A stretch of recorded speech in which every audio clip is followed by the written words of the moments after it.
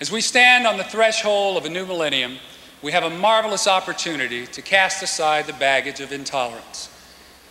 Division has really crippled this country, and to enter into the new century with only those hallmarks of a society which will bond us together as people and celebrate the very best of our substance and spirit as a nation. When we look at the body of evidence that the arts contribute to our society, it's absolutely astounding. Music therapists are breaking down the walls of silence and affliction of autism, Alzheimer's, and Parkinson's disease. And American industry now clearly understands that to advance as an economic power, we must ensure that innovation, invention, and creativity are a key component of every worker's toolkit or briefcase.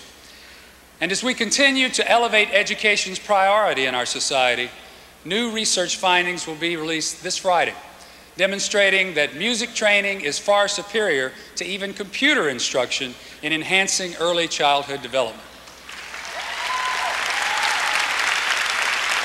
Yet despite this compelling evidence, political and media opportunists continue their mean-spirited attack on the arts. Rather than creating scapegoats, we must join together to solve the real problems that confront our society. We as an artistic community must stand firm to protect First Amendment rights, not allowing retail, radio, or radical elements to dictate what we create.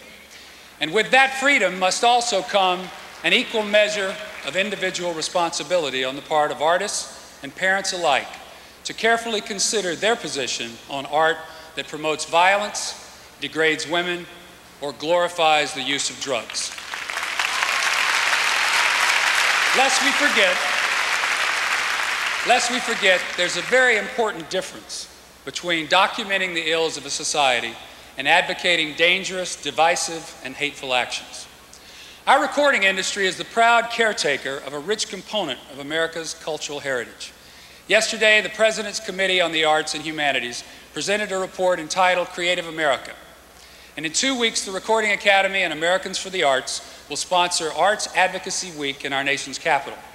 Such initiatives will point the nation toward a great celebration of American culture, and we applaud all efforts to ensure that our cultural resources and institutions, from artists, musicians and writers, to museums, libraries, and theaters, are not sacrificed to the expediencies of partisan politics. Creativity, commitment, and courage will preserve and advance a culture which speaks to the soul and helps instill civility, joy, and a nurturing spirit to our world.